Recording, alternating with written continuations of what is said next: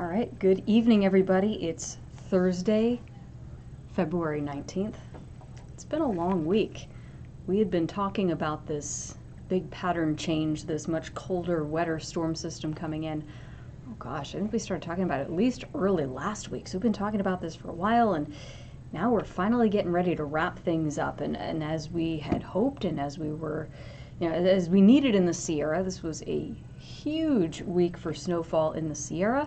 Not just at 5, 6, and 7,000 feet, but of course those watching from 3,000 feet, 4,000 feet, you got feet of snow over the last few days, even down to 2,000 feet, significant snowfall that really slowed things down. And even got some photos from places like Auburn and Oroville earlier today, places down much closer to 1,000 feet that had slick conditions. They had snow accumulating on the roads, enough to make some cars slide around a little bit, especially in some of the driveways. So we did one of these weather chats as things were really getting going on Monday night. I wanted to do another one just to check in with everybody. I've gotten a lot of great reports of rainfall, snowfall, just what it's like at your house.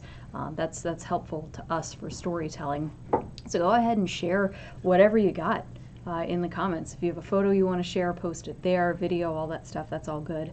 We'll go through some of the numbers, some of the official numbers that I'll show you, some of the sources that I trust for the numbers that we share. We'll do a quick radar check. Things are quieting down pretty quickly. We'll also look ahead to the weekend, right? It's been a busy week. I think the weekend's going to be good for getting outside. I'll show you where we do have a couple of shower chances. And then we'll look ahead to what looks like a pretty decent rain chance next week. So I'll help you plan out next week as well. So a lot of people checking in on my page. I've got, as usual, my Facebook page pulled up over here, the KCRA page, as well as the YouTube platforms pulled up over here. So I'll be checking the comments throughout the evening. But without further ado, let's start with some of the snow numbers. And my favorite spot to go for the official snow numbers is just for one specific spot. It's the Central Sierra Snow Lab, the UC Berkeley Central Sierra Snow Lab. They've been gathering snow data for, I think it's either 5 or 6 decades at this point. So it's the most robust record of snowfall that we have in the Sierra. It's tough to get reports outside of the ski resorts, but this is a great spot to get it. Anybody can access their website, and I just love how clearly they display the data here. It's a new website for them. It looks great. Over the last 24 hours, over 2 feet of snow. That means on average, the snow was falling at more than 1 inch per hour. At times it was falling, I'm sure, heavier than that too.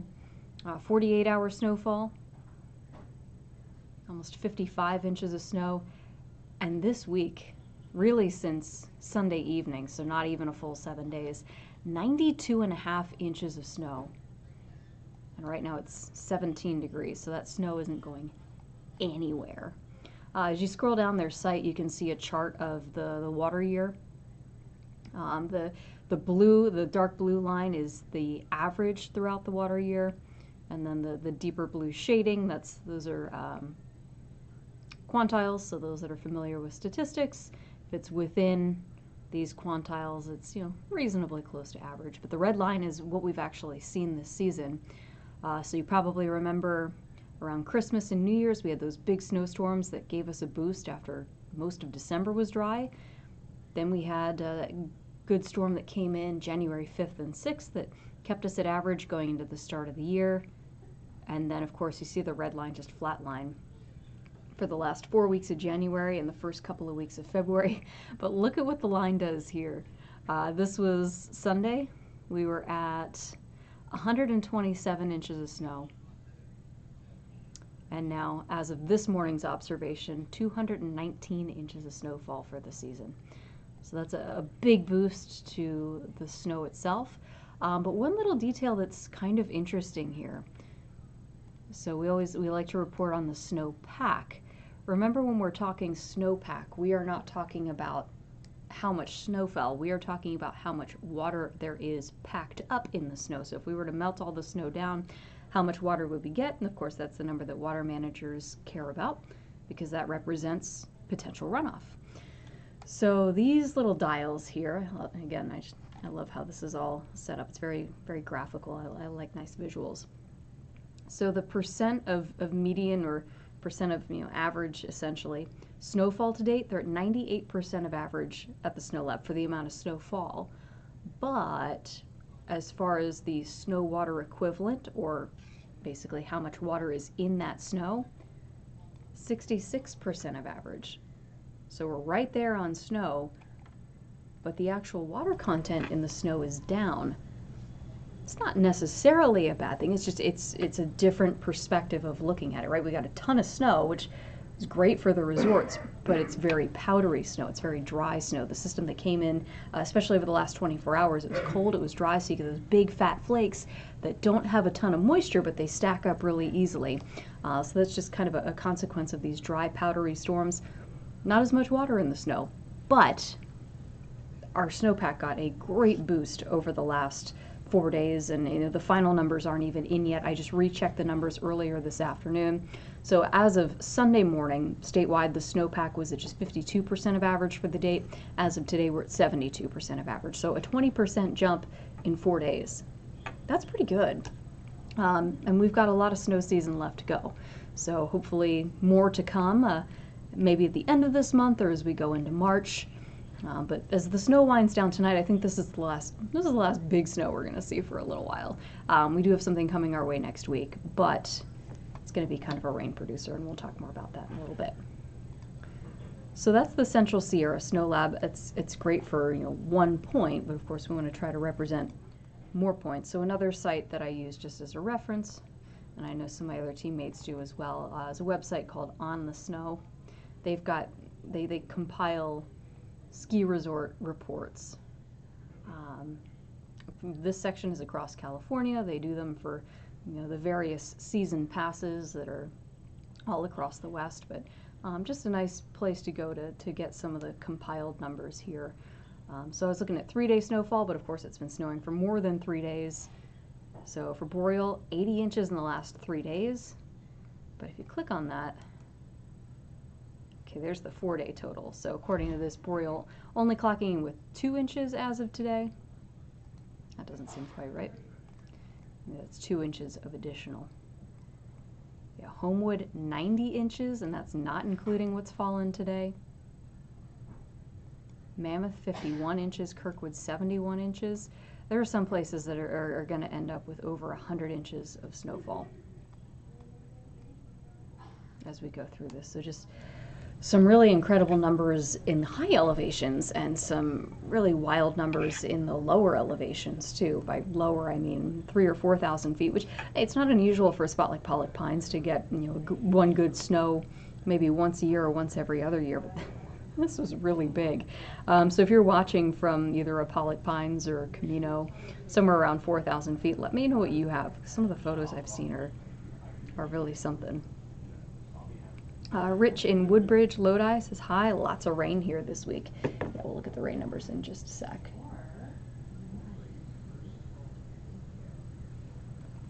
Let's call those numbers up.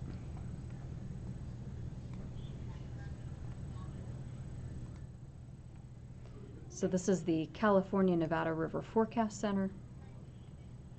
A bunch of rain gauges. I have it set to 96 hours, so that's covering the last 4 days or so. Our rain came in waves, right? We had a good round of soaking rain Monday morning, another round of heavy rain in the valley Tuesday morning. Wednesday was more showery, and then we had another good round of rain last night and into early this morning. So some gauges east of Sacramento getting over towards Citrus Heights, and Loomis and Roseville are between 2.5 and almost 5 inches of rain. Some impressive numbers there. Stockton set at least one daily rainfall record earlier this week. I think that was on Tuesday. That sounds about right. But yeah, I see here 3 to 3.5 inches of rain. Nothing reporting recently for Modesto, but we know the numbers in Modesto were close to 3 inches as well. And then what's interesting, of course, with this week is that you go up into the hills here. On these numbers you see, this is, yeah, it's the Blue Canyon Airport, 6.31 inches of liquid, but remember that all came down as snow. So over 6 inches of water there in Blue Canyon, over 7 inches of water in Fresh Pond, and all that water is what's going into the snowpack tonight.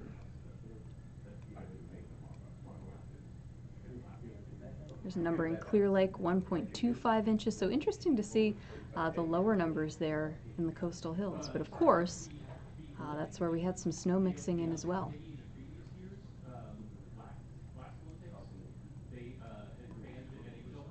So yeah, that was good. All the rain, all the snow. Our reservoirs are storing right around what they should be storing at this time of the year. That is to say, Shasta, Oroville, they're about 80% full right now. But that's where they typically are at the end of February, because water managers, of course, counting on the runoff in the spring. They got to leave some room this time of the year, so that last 15 to 20% comes from snow melt. And now that we've actually got some good snow, there's better assurance that that's actually going to happen. 5 days ago, okay, a week and a half ago, before we were really locked in on this pattern, that was starting to become a concern. So it's good to see that we did get that snow.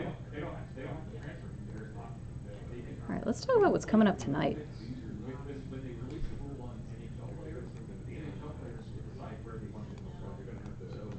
The big story tonight, as all the snow winds down, is how cold it's going to be.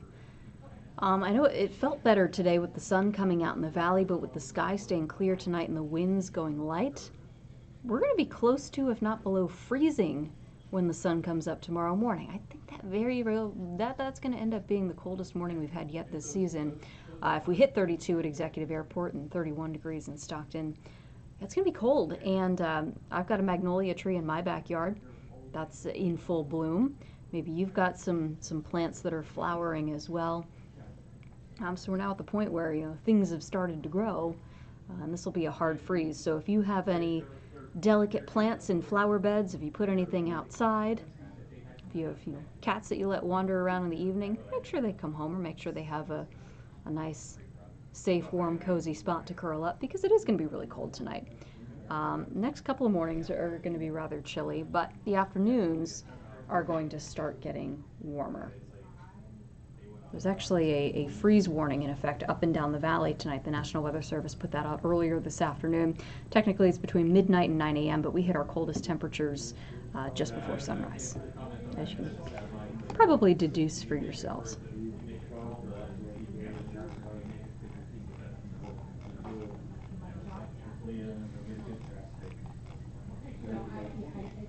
All right, I'm just calling up Futurecast here so we can talk about the weekend. I was telling people today at work, today felt like Friday to me. Dirk and I and the whole weather team, we've been busy the last few days with all of our storm coverage, and it's always the days leading up to big storms that are the busiest for us, because we're locking in our forecast, we're making sure we're covering all the details, and then when the weather goes quiet, it's like all of a sudden we got so much time. This is one of those weeks, but it's one of those weeks we get to do what we really love to do, so it's all good. So Futurecast here showing that what's left of the snow showers will be fizzling out over the next couple of hours.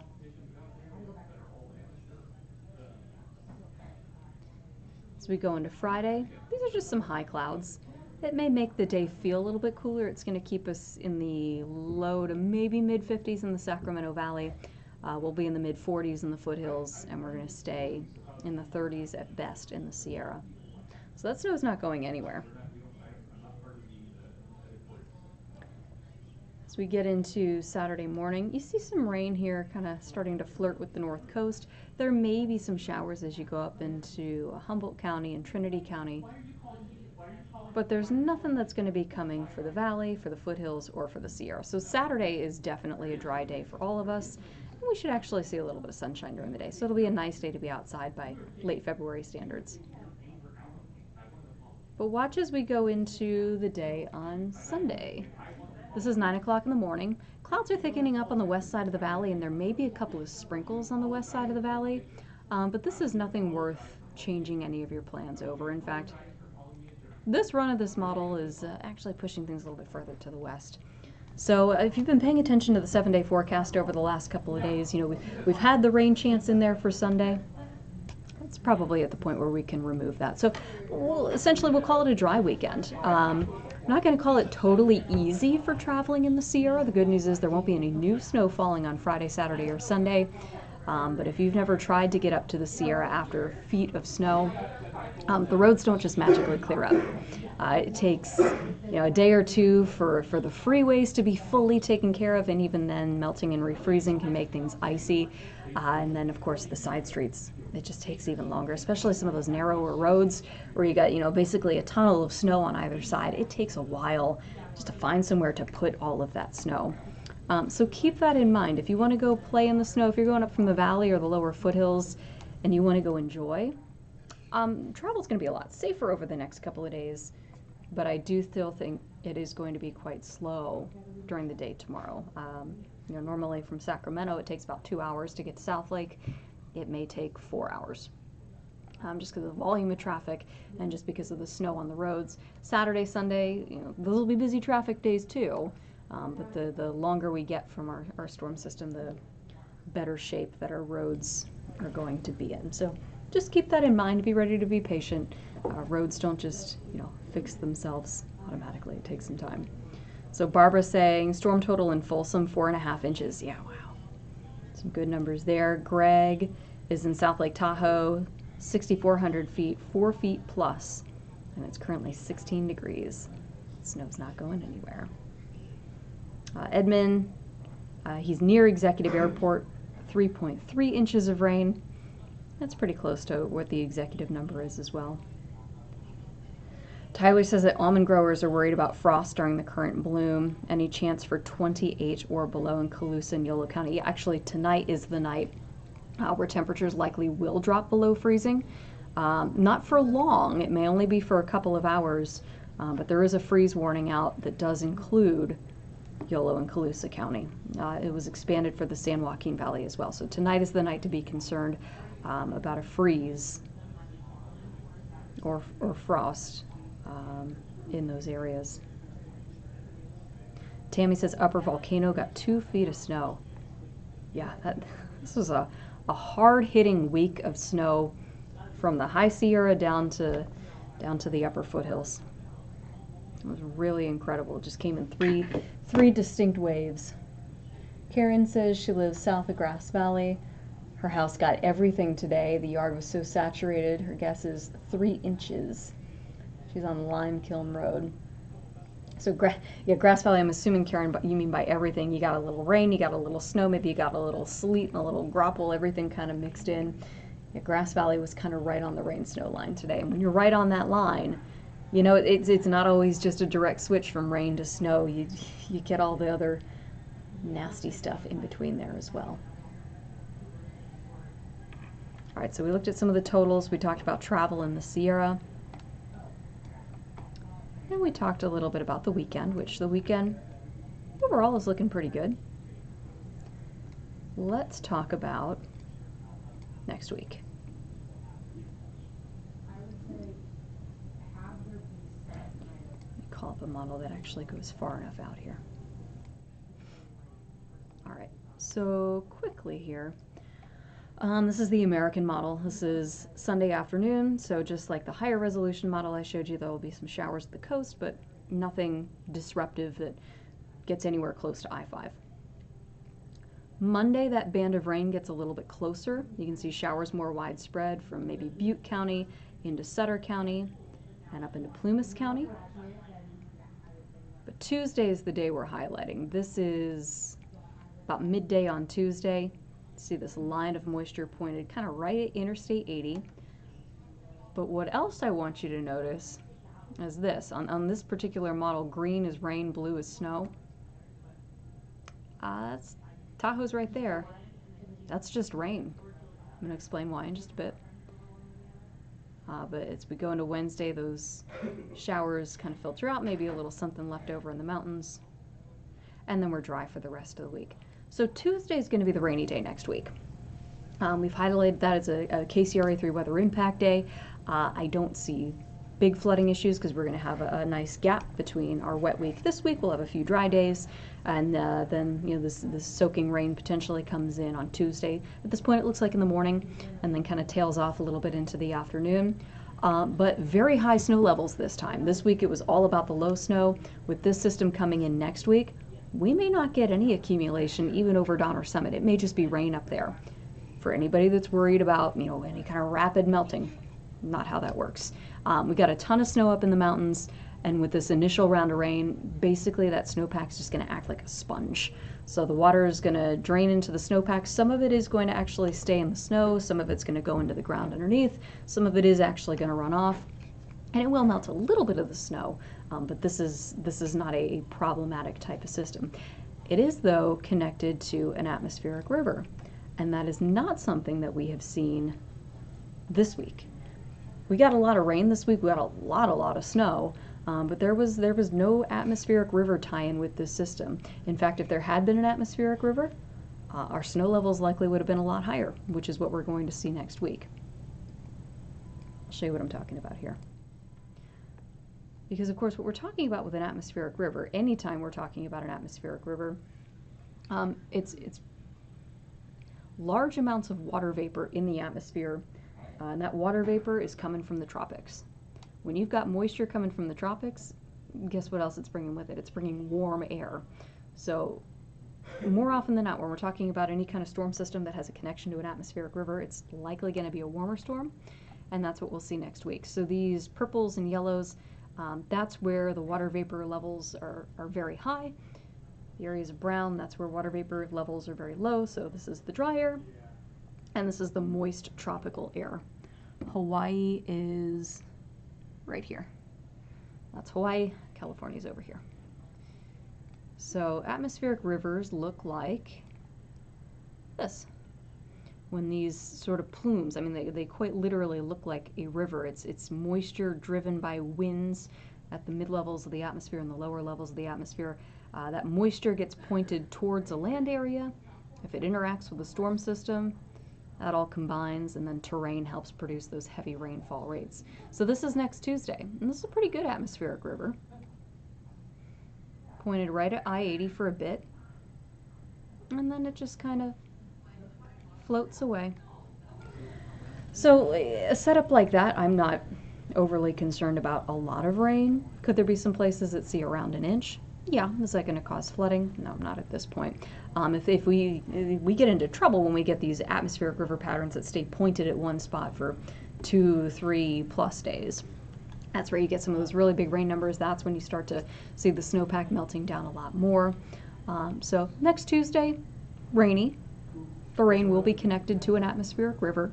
It will be soggy, it will be warmer, but next week's system does not look like a problem. It just kind of looks like a nuisance. So that's why we've called it an impact day. It's just our branding here. So this is what the 7-day forecast looks like. Not bad. You notice for those of you who are not fans of the 40s and low 50s, it does get warmer. There's Tuesday, that's the rainy day, that'll keep us in the upper 50s, but then as we dry out next week, we'll be back in the mid 60s, and that's right around normal for this time of the year.